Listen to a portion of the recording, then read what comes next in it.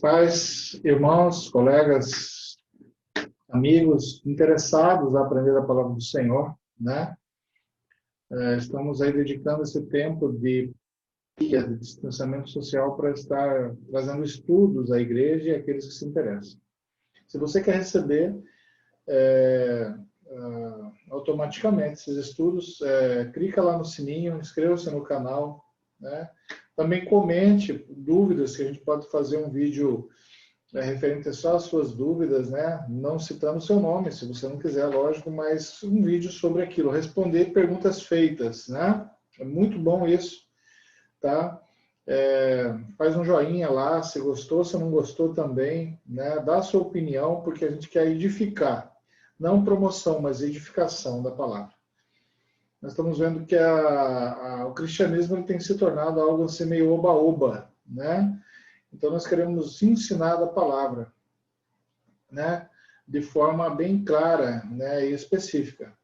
E que o Espírito Santo de Deus também completa em cada coração. Compartilha para outras pessoas também. Eu sei que muitos estão acostumados com um videozinho de 4, 5 minutos, e é isso que chama a atenção, mas o nosso aqui é estudo que se passa para a igreja, e assim a gente deixa à disposição no YouTube também. Não significa que temos todas as respostas, tá? Eu sou o pastor Emerson, pastor da Primeira Igreja Batista em Sete Barras, interior de São Paulo, tá? Sou bacharelado em Teologia, tá? Licenciatura em Filosofia, Pedagogia, né? Agora também fazendo Letras, ok? Sou professor, né, do ensino de alfabetização, ensino inicial, fundamental inicial, 1, 2, e também ensino médio, tá? Treinamentos. Então, e pastoreando, né, auxiliando essa comunidade aqui em revitalização. O interesse nosso agora, nesse vídeo, que é um dos... Nós temos estudos sobre Apocalipse, nós temos estudos aí que está... Toda semana vai também sobre o ensinamento de Jesus aos seus discípulos, né? Você talvez já viu, se não viu, né? Sobre o Sermão do Monte, do Mateus 5 a Mateus 7, né? Apocalipse, nós já vamos para o capítulo 14, então você vai ver estudo capítulo a capítulo para entendermos o simbolismo. Não tem a ver com esse vídeo, mas só para a gente entender que nós vivemos uma cultura muito mística e animista, e daí por isso muita dificuldade em entender o Apocalipse, mas a gente procura colocar uma reflexão bem simples, tá? E agora, nesse vídeo, a gente vai continuar a segunda parte falando um pouco sobre o discipulado. Algo assim que pelos ocidentais é quase que não é visto, talvez pela nossa geração, pela nossa cultura, a época nossa aí de formação, porque parece que não, mas o conceito de discipulado ele não veio de Jesus. O conceito de discipulado é um conceito antigo, né? Se você olhar na Bíblia mesmo, você vai ver que Samuel foi levado ali, né, para ser cuidado e criado ali no... O profeta foi levado para ser cuidado e criado ali dentro do templo, era um local de estudo, um local de sabedoria, de ensino, era o ensino da época.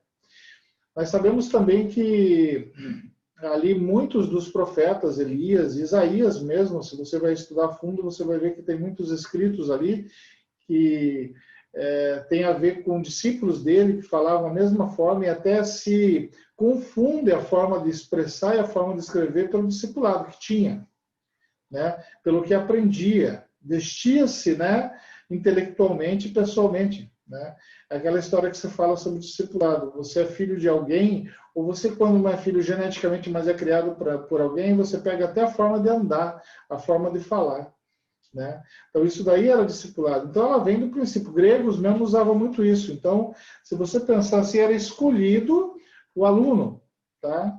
Para assistir, que os fariseus mesmo pegavam os melhores, que já tinham aprendido sobre o Antigo Testamento, ali sobre as leis, e eles escolhiam os melhores. Quando você vê falar que Paulo foi discípulo de Gamaliel, não foi Paulo pessoalmente que escolheu, mas sim ele teve que ter um chamado, por ser escolhido, né? Porque tinha condições, capacidade de estar estudando com ele. Então, o discipulado não é algo que apareceu de repente. Na nossa cultura, a gente não consegue entender. Por quê? Porque nós temos essa cultura de cadeiras na escola. Não existia escola de grupo grande. Era uma turminha ensinada por um líder, por um discípulo. Tá? Isso daí, escola veio aí na época do período do século XIX, aí por aí, que veio a industrialização e que eram colocadas uma carteira na frente da outra, tá? para que fosse ensinado o pessoal a trabalhar, né, como máquinas de trabalho, aprendendo sempre a mesma coisa, da mesma forma, para fazer o mesmo serviço. Então, o discipulado para nós, até quando você trabalha em empresa, como eu já trabalhei com gestão, você vê a dificuldade. Quando você traz um Kaizen, que é uma organização, 5S, que é para organização, o Kaizen, que é para ver as dificuldades de produção, você vê que isso nasceu lá no Oriente. Mas quando vem para o Ocidente, ele é obrigado a ter uma modificação, porque não se entende essa cultura de discipulado. Tá? Pode-se entender a cultura de discipulado para quem faz aí uma arte marcial, judô, karatê, né? Kung Fu. Você tem uma disciplina a seguir, são regras. Você, se quer se parecer ou ficar melhor ou igual ao mestre, você não critica ou não julga as regras ou o que ele vai mandar você fazer, você segue. Tá? Ele é o seu mestre, é o seu senhor. Então, só para a gente entender que o conceito de discipulado não é algo novo. Né? Por isso que nós vemos também que Platão, né, discípulos como Aristóteles, né, e assim por diante, na época de ginásio, na época ele se reuniu ali para aprender. Né? A informação correta, ou seja, um conceito de discipulado é você ter a informação correta, considerado que o discípulo é basicamente um aluno. Um dos aspectos do discípulo é a informação. Ele tem que receber. Para se tornar discípulo, você deve adquirir e dominar um conjunto de conhecimentos. Portanto, o ensino sempre faz parte do discipulado. Não é diferente. As pessoas querem ser cristão, querem ser discípulo de Cristo, querem fazer a vontade de Cristo, querem viver com a confiança que Cristo dá, com a ação do Espírito, mas não ligam. Vivemos numa cultura do animismo, tá? Não, vamos orar que dá certo. Eu não estou dizendo que não dá, mas o discipulado de você ser uma nova pessoa, uma nova criatura e conseguir vencer as dificuldades e parecer com o seu mestre é o discípulo. E não existe na história, tá? Jesus mesmo foi um que ele ensinou por etapas nesses 3 anos. Né? Os discípulos foram vendo, ele foi falando, foi repetindo, foi refalando, e assim depois foi orientando e ensinando a fazer na prática. Tá? Então, tem a ver, o ensino tem a ver com o discipulado. Né? Está presente, tá, na vida do discípulo, o aprender. Ele tem que saber correto qual é a vontade do seu mestre, quais são as técnicas do seu mestre, quais são as atitudes do seu mestre.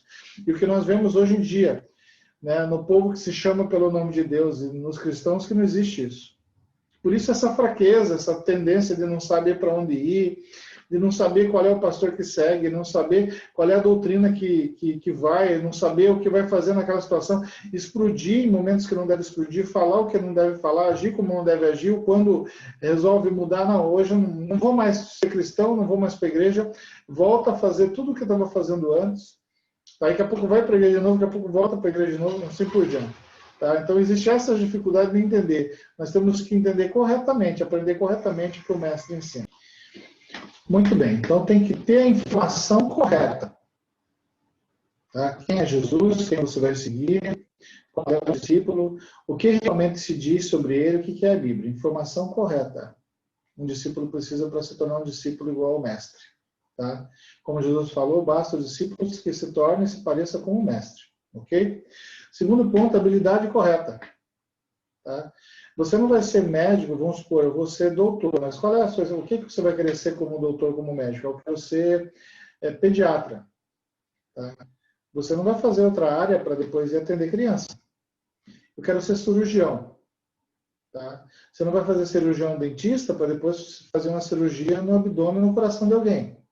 Tá? Então você tem que ter a habilidade correta. Nós sabemos sobre isso. Professores, tá? Mesmo na mesma matéria, na mesma habilidade, vamos supor, língua portuguesa, matemática, ele tem a sua habilidade específica. Então, habilidades específicas. Tá? Você é professor só do quê? De matemática, língua portuguesa. Eu digo como professor. Eu estou agora fazendo letras para melhorar, né, a minha capacidade. Eu sou formado em teologia, filosofia, pedagogia. Tenho gestão. Tá? A minha área em especialidade, habilidade, é uma coisa. Se eu quero aprimorar outra habilidade, eu vou ter que buscar outra coisa. Então, a habilidade correta. Qual é a habilidade? Você aprender a habilidade para seguir Jesus. Tá? E às vezes não é o que você tem visto e aprendido. A habilidade correta para seguir Jesus, e você olha, não precisa falar nada, a Bíblia ensina, não é ficar pulando, gritando, fica indo como os fariseus e o pessoal do templo da época indo nos templos no dia de sábado ou no dia de domingo. Estou dizendo que não é não ir no sentido mas é você ir no sentido correto. Tá? Não é você, não adianta eu ir, não é isso. É como você vai e por que você vai. A habilidade correta. Conhecendo apenas, no entanto, não faz de você um discípulo. Conhecendo apenas as informações sobre ele, conheço, já ouvi falar de Jesus, já ouvi falar. Gente boa, de amor, justo, compassivo, misericordioso. Então você tem as informações. Faz milagre, ótimo. Isso daí não basta para ser discípulo. Tá? É a mesma coisa, voltando ao ensinamento oriental. Você conhece fulano? Ótimo, lutador de Kung Fu, mestre de Kung Fu, conheço. O cara é bom, hein? Né? Ele pula, ele ensina, ele faz coisas incríveis, é campeão nisso. Tá bom. Você tem a informação correta sobre a pessoa, sobre o mestre. Só que você precisa ter as habilidades dele, tá? Se você quer se parecer com ele. Só para a gente entender sobre o discipulado. Você também precisa saber como obter essa informação e o que fazer com ela. Ok? Para você ser um discípulo, o discípulo implica no desenvolvimento das suas aptidões. Tá? Então, ser um discípulo não é só você ouvir falar de Jesus ou achar quem é Jesus, mas você desenvolver as habilidades do seu mestre. Por isso que as pessoas não conseguem. Eu não consigo, mas Jesus fez isso, eu não consigo, porque você não busca desenvolver habilidade. Você ouviu falar dele, você vai lá escutar o que alguém fala dele, mas você não se aprimorou como discípulo para buscar ser igual ao mestre. Tá? Então, todos nós conhecemos pessoas brilhantes que detêm grande conhecimento teórico, tá? Mas muito pouco senso prático. Né? Ficamos nos perguntando como elas podem ser tão inteligentes, né? E ao mesmo tempo tão incapazes de agir de modo satisfatório em situações do dia a dia. É como um exemplo que hoje em dia também está nos estudos, a empatia. Tem pessoas que estudam para ser gestor, que estudam para ser professor, que fazem curso, que fazem aquilo, mas na prática ele não exercita, e quando é para ele falar com alguém socialmente, ele é empático. Desculpa, ele não tem empatia, né? Ele não consegue se comunicar com as pessoas. Então, quem já não conheceu? Aquele que a pessoa fala assim, sabe tanto, mas não sabe ensinar. Não sabe passar isso para ninguém. Fala tanto, mas não aprendeu do que está dizendo. Então, é necessário desenvolver as habilidades, né? Você é um técnico? Tá, você é um técnico. E as habilidades? Tá? É a mesma forma, eu já passei por uma experiência uma vez sobre isso, né? É você questionar. Eu aprendi com isso. Você questionar algo que alguém está fazendo. Então, você faz melhor? Vá lá e aprenda a fazer melhor. Tá? Busque fazer melhor. Então, para você ser discípulo de alguém, de Jesus, né? Eu quero ser um cirurgião, eu quero ser um advogado igual fulano de tal, eu quero ser um professor igual fulano de tal. Eu quero ter aquela forma de ser igual fulano de tal. Pois é, então se dedique àquilo. Não basta você só ter informação de como ser ou como a pessoa é, mas você precisa aprender e desenvolver a habilidade, tá? Como discípulo. Não é o que se espera do discípulo. O discípulo deve, no caso, não é o que se espera dele não saber fazer, só falar, né? Ok? Não é o que se espera de um discípulo. O discípulo deve casar a informação correta com as habilidades necessárias, a fim de colocar a primeira dessas na prática, ou seja, a teoria na prática. Porque é importante compreender isso. Bem, suponhamos que você precise de uma cirurgia cardíaca, durante a qual o seu coração está aberto. O médico entra no seu quarto na noite anterior à operação e se apresenta. Você aperta a sua mão e pergunta, doutor, quantas cirurgias você já fez cardíaca? Ele vai falar assim, não, nenhuma, é a primeira vez. Tá, mas quanto tempo o senhor trabalha nessa área? Não, me formei ontem. Né? E mesmo aquele discípulo, aquele que estava aprendendo sobre a cirurgia cardíaca, ele tem que ter a noção, e por isso que nós temos a residência. 2 anos de residência, se eu não me engano. O discípulo tem que ter a noção que ele precisa estar praticando aquilo, vivendo aquilo. Por isso a gente fala, passando por provações, passando por dificuldade, engolindo às vezes algumas coisas, tá? Aprendendo a controlar, orando, meditando, buscando a palavra em alguns momentos, ou sempre, né? Poder desenvolver essa capacidade, né? Então, por isso, os discípulos precisam desenvolver habilidade. A única forma de desenvolver habilidade é aprendendo, é buscando o Senhor. Estando com pessoas que conhecem, mas que conhecem e praticam, e, além disso, com pessoas que ensinam. Jesus não era só um praticante, não só conhecia. Tá? Jesus, ele falava e ele mostrava nas suas atitudes. Né? Precisamos desenvolver habilidade. É uma coisa importante para o discípulo, isso dá em qualquer área, é o desenvolvimento, o quê? Espiritual. Por que eu falo espiritual? A pessoa, quando leva para o espiritual, leva para o místico. O espiritual é o seguinte, é algo que vem da alma. O discípulo, ele precisa querer aprender e dedicar de dentro, como diziam os judeus, do coração, das entranhas, né? Do espírito, de dentro. Não adianta você querer aprender da boca para fora, não adianta você querer ser discípulo da boca para fora. E na realidade, você não buscar, é igual uma pessoa, eu quero ser eloquente para falar, mas ele quer subir lá na frente e falar. Mas ele não quer ler, não quer meditar, não quer reler. Eu quero ensinar alguma coisa, tá, mas não se dedica para estudar aquilo, ele quer ir lá e estudar. Eu quero passar de ano, tá? Então eu vou lá, não. Mas eu não sei de coisa, não quero decoração. É como se alguém chegasse para você e falasse assim, eu te dou tanto para você ser médico. Alguém pode dizer assim, não, ótimo, né? Peraí, espiritualmente, você vai viver feliz, você vai estar bem, você vai conviver bem com isso. Então, o quê? É por isso que Jesus fala assim, que quem Deus procura adoradores que o adorem em espírito é verdade. E aquele que crê em Jesus Cristo será salvo. Crer é o quê? É isso daí, é espiritual. É se entregar aquilo. Tá, ok? Vamos lá. A primeira coisa que você precisa saber sobre como se tornar discípulo é que o discipulado consiste num processo de desenvolvimento espiritual. Já cita Mateus 10, 25. Mas deixe-me apresentar de novo esse conceito. Veja bem. Ele está dizendo aqui em Mateus 20, versículo 24. O discípulo não é mais do que o mestre, nem o servo mais do que o seu senhor. Basta ao discípulo ser como o seu mestre, e ao servo como o seu senhor. Quer dizer, sendo igual, aprendendo um do outro. Tá? A humildade da espiritualidade. Ninguém é melhor que ninguém. É um aprendendo e ensinando com o outro, chegando ao objetivo que é o discipulado da aprendizagem sobre Cristo. Mateus 10 é uma passagem fundamental para o discipulado. E voltamos a ela mais tarde, né? Quando Jesus disse que discípulos devem ser como seu mestre, está esclarecendo que esse negócio de ser discípulo é um processo. Tá? Não é de hoje para amanhã. Tem gente que aceitei Jesus como seu Salvador, eu vou todo domingo na igreja, eu dou meu dízimo, não. Isso não é buscar a transformação. Sim, eu sou autor, né? Porque eu resolvi ser. Não. É um processo de aprendizado. Porque eu sou advogado, eu vou advogar, porque se para ser igual fulano, eu leio alguns processos aí, vou ali, pego um diploma e pronto, não. É um processo. E quanto mais você melhora, isso me faz lembrar quem faz teatro, quem canta música, tá? A pessoa pensa, não, olha que cantor maravilhoso, é só chegar lá e cantar. Quem sabe, ou quem já viu, sabe que toda vez que uma apresentação vai para acontecer, todo dia é ensaiado.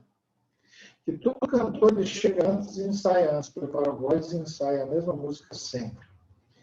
Muitos palestrantes já disseram, isso daí é real, que uma palestra, uma pregação, um estudo, ele fica melhor depois da quinta vez que ele é apresentado. Porque já está passando com mais clareza e já está sendo entendido com mais clareza, depois da quinta ou sexta vez, né?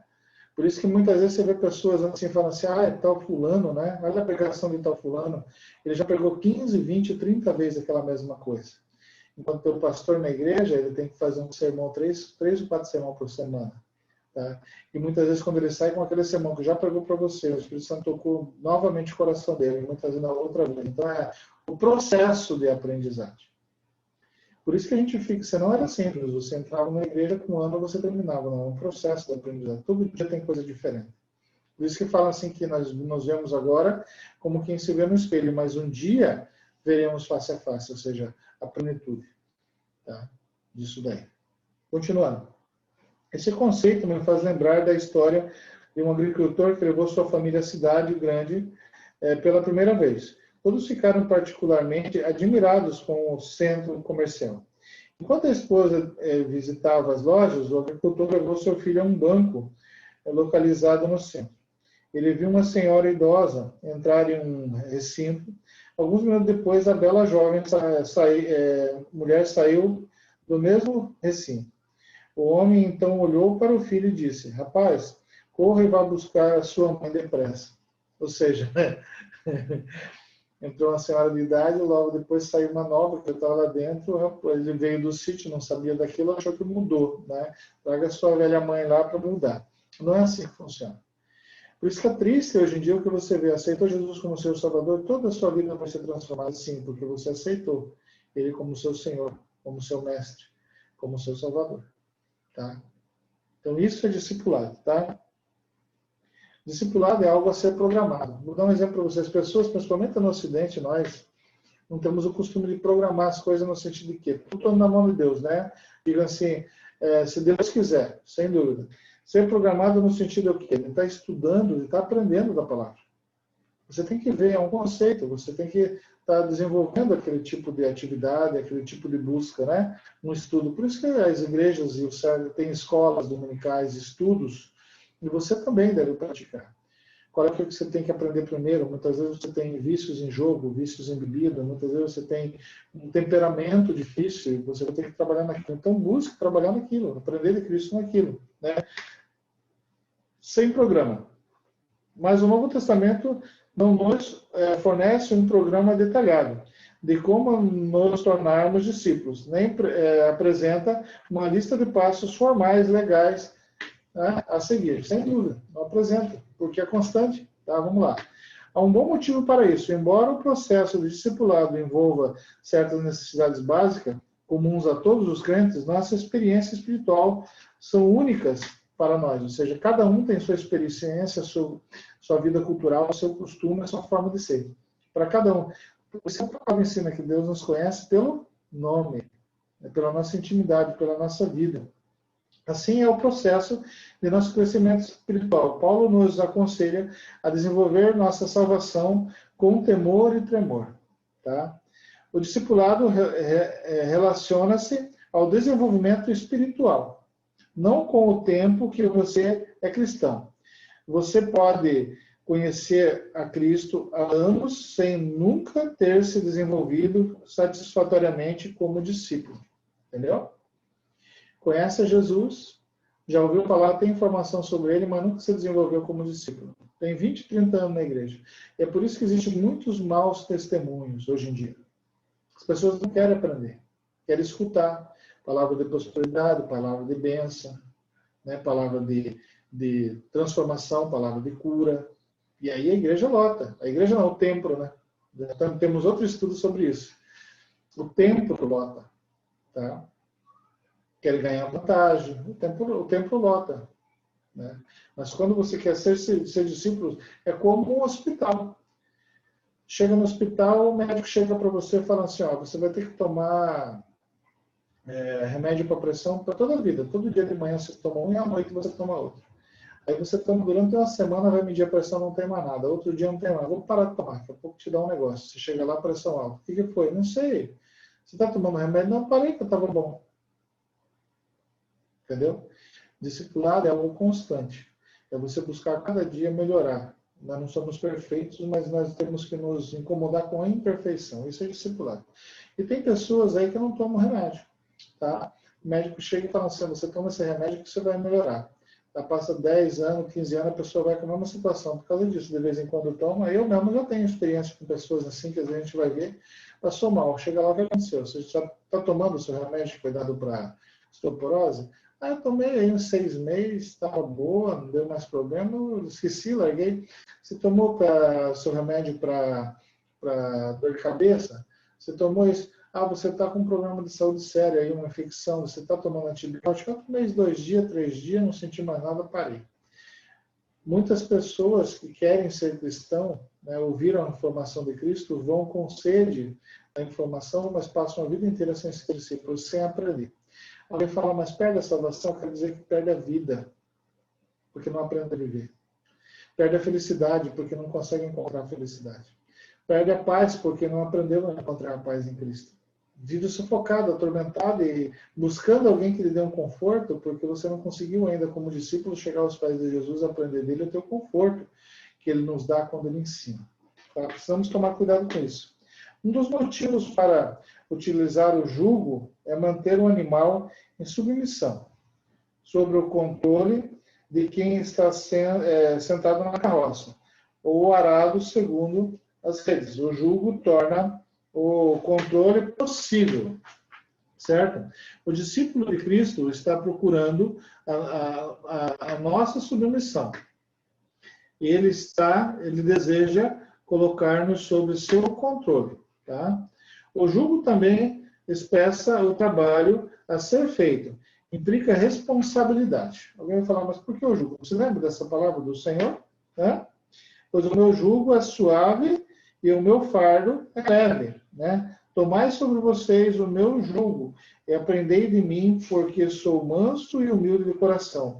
Encontrareis descanso para a vossa alma, pois o meu jugo é suave e o meu fardo é leve. Isso daqui é para discípulo, tá? O jugo é aquele que nos guia, nos orienta, tá?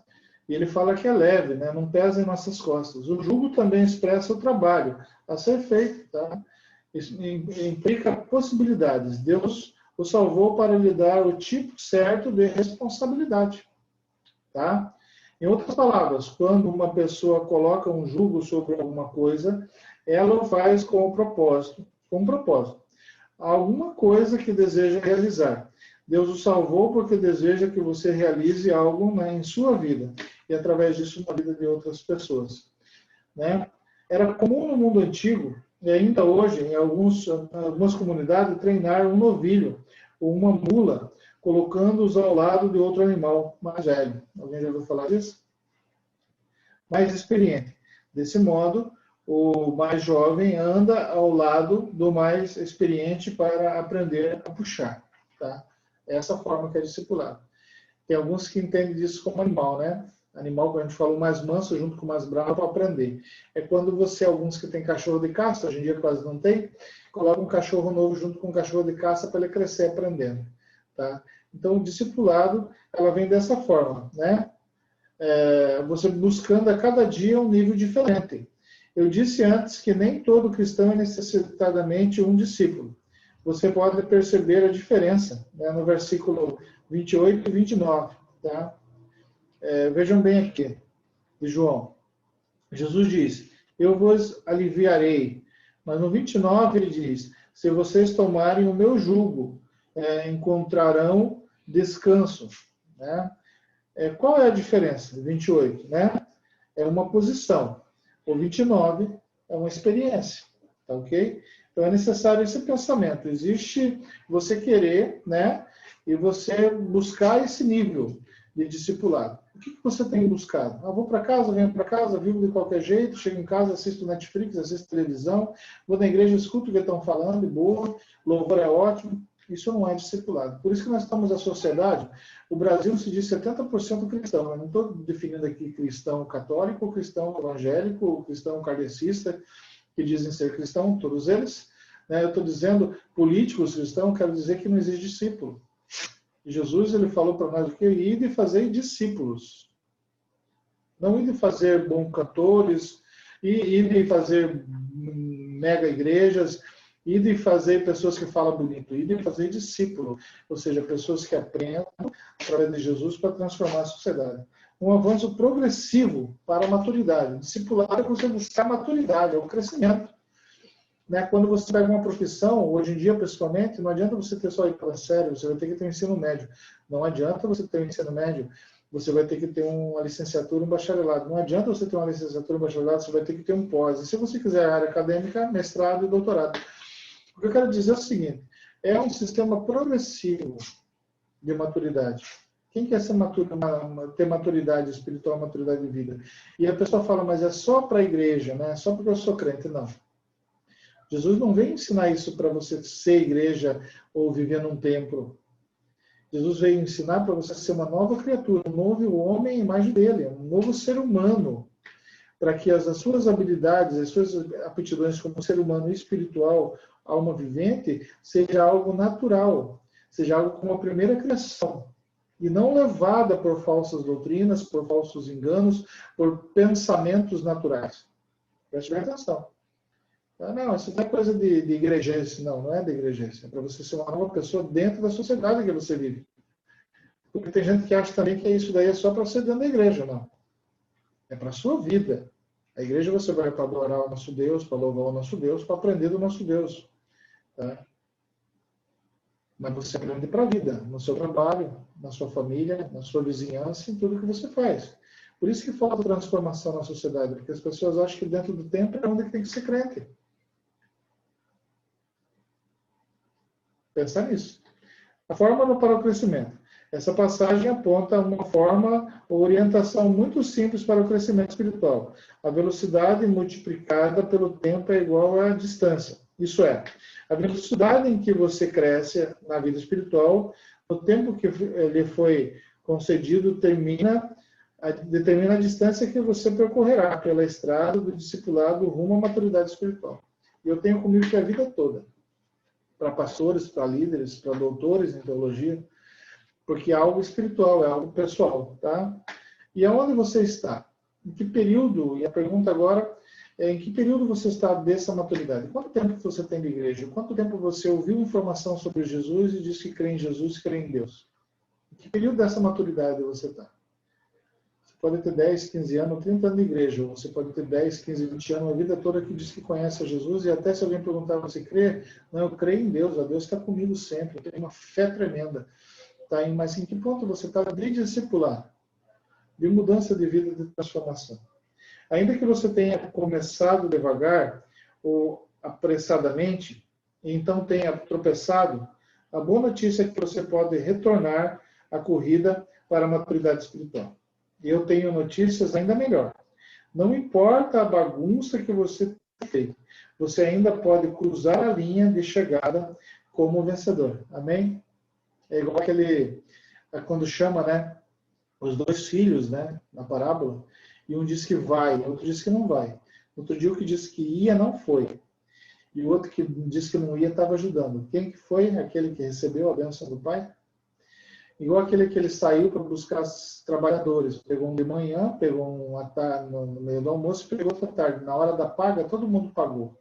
Daí aquele que foi de manhã ficou zangado, falou, eu estou tirando algo de você, eu estou dando aquele que veio e trabalhou no tempo dele de forma certa e correta. Então eu pago, o dinheiro é meu, é isso que Jesus faz. Então se você tropeçou, se você falhou, se você errou, se algo te incomodou, se alguém te incomodou, se você se entristeceu com alguém, se você se entristeceu com algum templo, porque a igreja de Cristo não te entristece, é a igreja de Cristo, escolhida por ele. Ela te ensina, te ajuda. Você pode até se magoar, porque a igreja de Cristo também é pecadora e é falha, tá? Mas ela também sabe pedir perdão. Tá? Não foi Jesus que te atropelou. Engraçado que as pessoas falam sobre isso, né? Aprender dos outros, né? Mas ninguém deixa de ir num baile por causa de um porre do outro dia. Ninguém deixa de ir num boteco porque arruma uma discussão com outra pessoa. Ninguém deixa de ir trabalhar, ganhar o seu sustento, né? Porque não gosta do patrão, não gosta da pessoa que trabalha com ele. Até fica irritado muito, mas continua lutando porque precisa. Tá? É interessante. Que qualquer coisinha que acontece no discipulado de uma vida cristã, a pessoa já larga, para mim ser igual fulano de tal, mudar, fazer isso e aquilo. Tá? A questão da corrida cristã não é como você começa, mas como você termina. Eu já falei em outras mensagens, não é como você começa. Você não vai ser conhecido como você começou, mas como você terminou. Judas não foi conhecido, eu tenho uma mensagem sobre isso, você pode procurar aí. Judas ele não ficou conhecido com os 3 anos que ele trabalhou com Jesus, que ele esteve junto com Jesus apenas. Ele ficou conhecido pelo quê? Pela traição e pelo suicídio. Então nós seremos conhecidos por isso, pelo final. A passagem de 1 Coríntios, a que me referi acima, é, portanto, porque ajuda a determinar onde você se encontra em seu alvo para a maturidade. Né? 1 Coríntios 2, 14, né? A 3, 3. Paulo identifica 4 categorias de pessoas no que diz respeito à espiritualidade. Tá? 4 categorias. Primeira categoria refere-se ao homem natural, que não compreende as coisas espirituais de Deus. Tá? Esse é o não cristão. Alguém que vive de acordo com o sistema deste mundo. Tá? Vamos lá. Esse daí é a primeira, né, exemplo. Se você perceber que se encontra nessa categoria, sua necessidade espiritual é vir a Cristo e ser salvo. tá? Mas existe a possibilidade de você ser crente, portanto, uma das próximas categorias de Paulo se aplica a você. A segunda categoria é o homem ou a mulher espiritual. Capítulo 2, versículo 15, tá? Aquele que discerne bem a tudo, e ele de ninguém é discernido. Esse é outro exemplo de aspecto espiritual. A pessoa espiritual é um cristão amadurecido, um discípulo bem desenvolvido. O motivo por que o não cristão não pode discernir ou entender tal pessoa é que ele não tem a mente de Cristo. Ele não busca aprender, então não entende por que ele vive daquele jeito e faz daquela forma. Versículo 16, tá? De 1 Coríntios 2. Mas a mente de Cristo. A participação, a capacidade de viver na perspectiva de Deus, na capacidade de pensar nos pensamentos de Deus na maneira dele. Esta é a disponibilidade do crente verdadeiro, aquele que busca maturidade a cada dia. Tá? Um discípulo amadurecido é aquele capaz de fazer escolhas divinamente instruídas. Paulo está dizendo, a pessoa espiritual é capaz de ver, entender e resolver a vida no ponto de vista divino, porque tem a mente de Cristo. A terceira categoria de espiritualidade, o apóstolo identifica nesse texto, são os meninos em Cristo. Olha, tá? 3:1.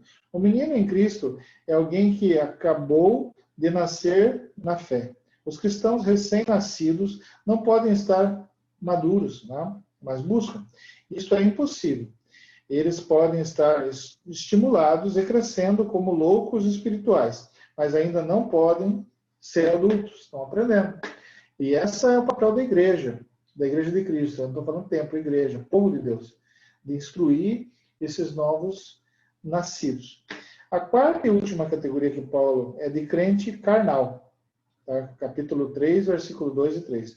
A diferença entre o crente carnal e o menino de Cristo, em Cristo é que aquele teve tempo para amadurecer o carnal. Deve saber como viver por uma perspectiva celestial.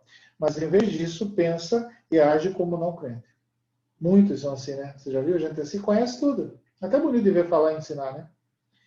Fez pouco progresso rumo à maturidade espiritual. Essa pessoa não aceitou o convite, o desafio de ser totalmente discipulado, ou de ser um discípulo. Até aprendeu, mas continua carnal, fazendo as coisas do jeito dele, não do jeito que o mestre ensinou. E antes de imaginarmos que o progresso rumo ao discipulado maduro é uma questão de pegar ou largar, vamos ver Hebreus 5, né? Que ele também fala sobre isso, a esse respeito, né? Sobre Melquisedeque. Temos muito o que dizer, mas é difícil a interpretação, porque nos tornastes tardios em ouvir, como efeito devendo já ser mestres por causa do tempo decorrido. Ainda necessitais de que se vos torne a ensinar os princípios elementares do oráculo de Deus, e vos haveis feito tais que necessidade de leite, e não de alimento sólido. Né? Hebreus 5, 11 e 12. Aqui está falando que muitas pessoas, ele viu isso daí, as pessoas ali, a vida inteira buscando e não aprendem a ser discípulo. Infelizmente, tem líderes e pastores também que não ensinam a ser discípulo. E tem gente que não quer. Você, para aconselhar alguém, precisa a pessoa ter conselho. É triste isso hoje em dia. Para alguém ser discípulo, ele precisa querer espiritualmente ser discípulo. O alvo nosso é a maturidade espiritual em Cristo Jesus. Por isso nós somos cristãos. Quem não tem esse alvo, esqueça. É triste isso, vai sofrer. Vai ficar correndo atrás de migalha o resto da vida. Tá? A responsabilidade da igreja, nós vamos finalizar sobre a responsabilidade da igreja. A responsabilidade da igreja é estar tratando disso, é estar discipulando. E de fazer discípulos de todas as nações. Essa é a igreja. O lugar do templo não é show. Não é local de palanque para a gente falar bonito. Não é local de palanque para a gente cantar bonito, depois sentar ou ir lá para fora. Tá? Isso é quando é para fazer isso.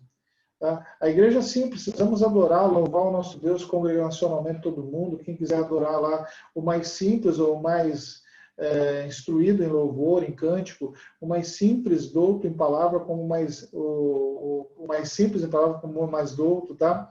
A responsabilidade da igreja está em ensinar essas pessoas. Ó, 1 Timóteo 3, 14 e 15, Paulo diz: Escrevo-te estas coisas esperando ir ver-te em breve, para que se ou tardar, saibais como convém andar na casa de Deus, que é a igreja de Deus vivo, a coluna e o esteio verdadeiro. Tá? Então, essa daí é a responsabilidade. Aprender de Cristo e ser pessoas discipuladas, novas criaturas. Não fanáticos, não místicos, tá? Não agressivos e nem arrogantes, mas pessoas discipuladas pela verdade e a vontade de Deus. Amém? A natureza da igreja é essa. É ensinar, é treinar, é capacitar.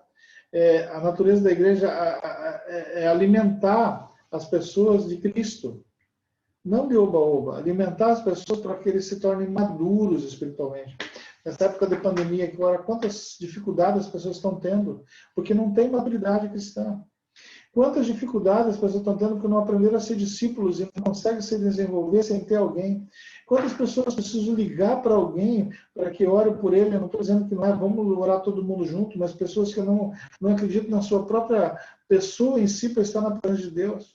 Porque ainda não discerniu o que é espiritual, o que é ser discípulo, o que é ser servo do Senhor. E a culpa é dele, não. É um crente maduro, uma criança em Cristo que não foi edificada e não foi ensinada. Né? Nós precisamos voltar à igreja a termos a forma de pensar de igrejas que têm um processo de transformação, que transfira o conhecimento, que dê liberdade ao conhecer as pessoas. Jesus ele veio trazer liberdade de conhecimento. Ele ensinava para que as pessoas ficassem libertas.